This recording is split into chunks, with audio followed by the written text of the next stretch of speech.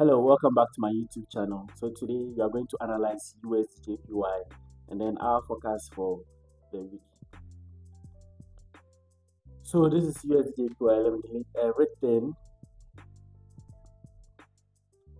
Okay, so I've deleted everything. So this USDJPY on the 1 hour time frame. And always before I analyze the chart, I would like to see the direction of the market from the higher time frame. And how do I see the direction? I want to see the turning point, what caused price to turn about and where it started from. That is what I want to know before I begin to analyze the chart. So before everything, I have to switch to the daily time frame. I am an intraday trader. Okay, so most of the time I want to start from the daily time frame. And the far I will go is the weekly time frame. Okay, so this is the daily time frame. And what do we see? Where did the market actually start from? So the market started from this point. But I want to get the reason why markets reverse from that level. So we have A level and V levels that I do trade, which are part of my trading concept, my premium strategy. So this is the V level. Okay, it's a daily resistance. Sorry, it's a daily support level. That's my daily level.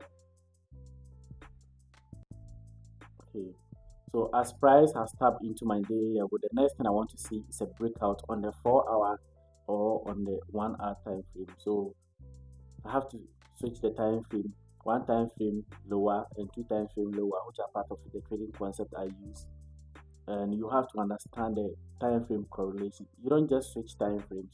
Each time frame has what it does, what it represents, and then its correlations too as well. So if you are working with the daily time frame, then the best time frame to work with is the 1 hour time frame. But then I want to see the breakout from the 4 hour time frame. That's going to give me the strong understanding and confluence that price is actually going to be bullish. Okay, so we saw price tap into this daily level.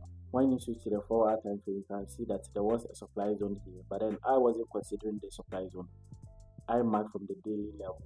That should give me more confluence than just marking a supply zone. Okay, so on the 4 hour time frame, I want to see a break of structure to the upside. Okay, so I have my first breakout at this level.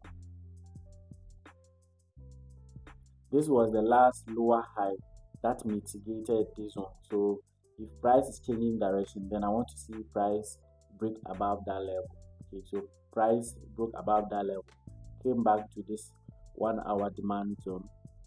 Okay, so as price broke above it, it came just to the closest demand zone to mitigate it and then went to the upside.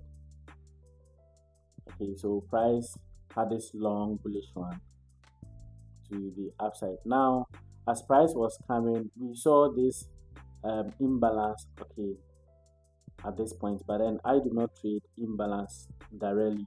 I want to get a confirmation from the imbalance before I pick my trade.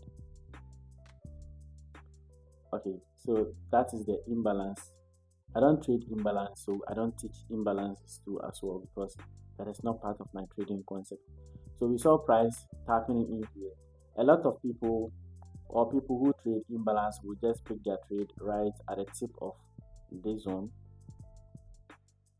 Okay, and put their stop loss above it, but then I don't trade it that way. I want to get a confirmation inside the zone or after price has mitigated the zone. So price mitigated the zone and went up again to the upside, came back to break structure at this level. So there was a break of structure at this level, which we will have as a change of character, which hasn't fully confirmed the break of structure yet. Okay, so we had to wait till a better confirmation before we pick our trade. But before that, there was this supply zone here. As price was going, we intended to sell, but I took a loss on this personally. Okay, in this zone, I took a loss on it. After I took a loss on this, I had the rectors come into the zone, and then I took this trade to the upside before it even mitigated the imbalance. Seeing the imbalance here made me know that price will definitely come and clear this imbalance over here. So I was so confident enough to buy from this level, even though I took a loss from this side. So price mitigated it, so came back again. Then we had our supply zone from this level, which was our second movement. Okay, we could have taken this our second movement, but then this had already mitigated this zone because of this long wick. So I could not consider this anymore. Okay, I didn't consider this anymore because it has been mitigated. This zone mitigated it, so it was something like this. Okay, so I didn't mark this zone. That should have been my second movement, but it was mitigated right away, so I had to choose this one rather as my second movement. Okay, so price came in here, mitigated this one too as well, it started dropping. Now what do we see? Price came back to test the broken structure or the broken level 2 times. Okay, so in my trading course I have types of retest. I have about 8 to 9 types of retest, and this is just one of it where price retest a broken level for 2 times. Okay, so price retested this level for the second time, but then on this time it's going to break above this level. So when you have price mitigating this one at this very level, then we are looking at the high that came to mitigate this level. This high that came to mitigate this level. We want to see price breaking above it. Okay, we want to see price breaking above this particular level. So what do we see? We still have our second movement. Okay, I trade with some sort of movement in the market. So this was my first movement, or this is my first movement. Then I have this level as my second movement, or the first retracement becomes my second movement where I would want to consider picking a trade from. So price came down here, and then I would have to check my trading confluences to see if it meets my criteria before I pick the trade. So before I pick the trade, I want to see an engulfing candlestick, either by a body or by a wick.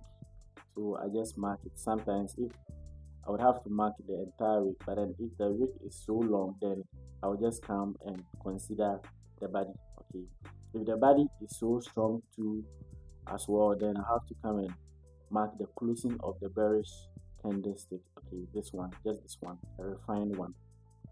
Okay, so before I consider this, I want to see if this zone to the upside broke above levels. Okay, so we first had our break of structure 1, and then we have 2. Okay, by a body. Okay, not a wick.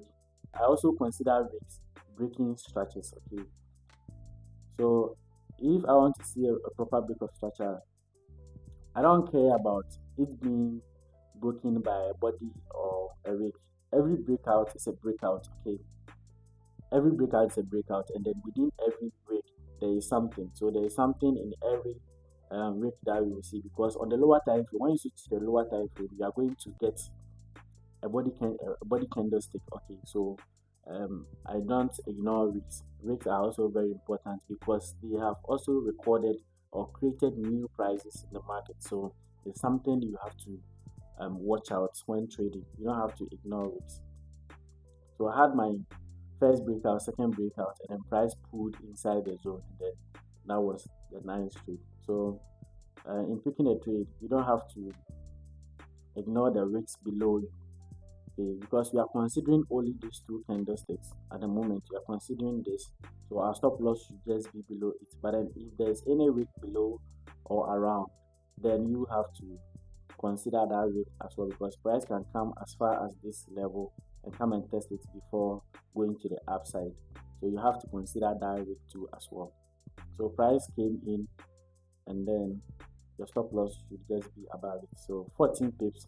Most of the time, you don't have to just have any random number. Okay, so your stop loss should be at round numbers. So I have to run it to the next figure, which is 15. Okay, 15 pips is okay. So I wouldn't want to have 15 point something.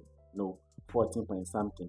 It's either 10 pips, 15 pips, 20 pips, 25 pips, or 30 pips. Okay, so I don't do random stop losses. And then since we already know that we are targeting this high, because this is the high that came to mitigate the zone. So if you are picking a trade in this counter, okay, then we are targeting that high as our take profit. Okay, just the body. Okay, because sometimes price could reverse right away from the body and then not the wick. So we are considering just the body, and then we had 91 pips. That is fine. Okay, and then we had 1:6 reward. Okay, so that was the trade we had. And then looking at this point too as well, we saw price rejecting from this level. Okay, so when price is coming down again, let me delete it. We want to see if there's going to be any reaction. I focus so much on rate test. Okay, rate tests are very, very important, either by the SMC concept or any other concept you are using. When price breaks any level and come back to that level, you would want to consider picking up the trade from that level again if it has any significant reasons. So we had this level. Remember, this was my second movement, which I ignored because this one mitigated it. So we still mark this level. And as price was coming, now price went to mitigate this high over here. I didn't pick this trade actually. So as price was coming, now what do you figure out over here? Okay, what do you consider? Let's check from the 4-hour time frame. Okay, so on the 4-hour time frame, we had this supply zone. Okay, this is a supply zone we had. Okay, and we have decisional candlestick to as well, or decisional point within the eagle eye concept or by premium concept. This a decision level. So when you have two candlesticks like this, price mitigate it, and then another candlestick break above it, this level becomes a fresh level. Before this candlestick, this is on fresh because this one has mitigated this level and makes it on fresh. But since there is a body candlestick breaking above this level, it has made it fresh again. Okay, so this level is a fresh level again that we can use. So when you switch to the 1-hour time frame, then we want to see if you can get any significant level around there, and then we use it. So this is the level. Okay, this is the level we marked on the 4-hour time frame, which is our decisional level. So with the decisional levels, we can as well refine it. But if we want to refine it, we have to look at the closest entry point. Okay, so what are the closest entry points? Let me delete this. So the closest entry point we have is either this or this level. Okay, so let me delete them. So the closest entry point we have is either this gap or flag limit or this A level. Okay, you can see they are all in line. Okay, you can see all these two are in line, so that is a very perfect one to go by. So you have to consider the wick below it, and then we mark it at our stop loss. But then if you want to pick any trade of such concept, such gap, you have to search through all the time frames to see if there's anything, if there's any hidden engulfing in there, then you mark it. So I switch to the 30 minutes to see. Okay, so let's look at something over here. So on the 1 hour, if you want to pick your trade on the 1 hour, your stop loss will just be below this. Okay, you can put your stop loss somewhere below this. Okay, and you will say it is okay to put your stop loss below this point. But then let's go to the 30 minutes time frame, and then you will see what is in there. Okay, good. So on the 30 minutes time frame, you can see that we have another hidden wick in here, okay, of which if you do not consider this wick, this would have just kicked you out. If you mark this on your 1 hour time frame as your stop loss level, this candlestick would have rigged you out before going to your actual direction. So this is the reason why you hear a lot of people saying that, oh, after price mitigated my stop loss, it went into my direction, or it went to my direction.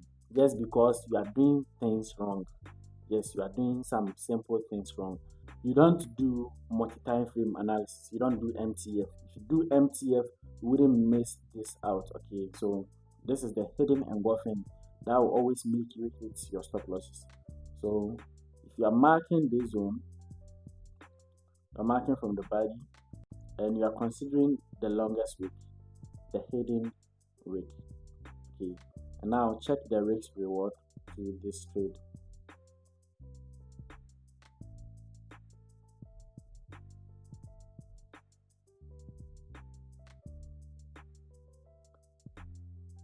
Ten pips. It's okay. Okay, good. This is 10 pips because we have given it enough room to play. Okay, so most of the time you have to give it enough room to breathe, and then we are considering this high, the high that came to mitigate the zone. Always remember that the high that came to mitigate the zone is your take profit. So when price is going, you just target that high as your take profit level, and that is that. So we are done with this trade recap I had for last week. If you like this video, make sure you leave a comment in the comment section, subscribe to the channel, and then as well hit the like button. You can as well share to other traders who may need some kind of knowledge like this.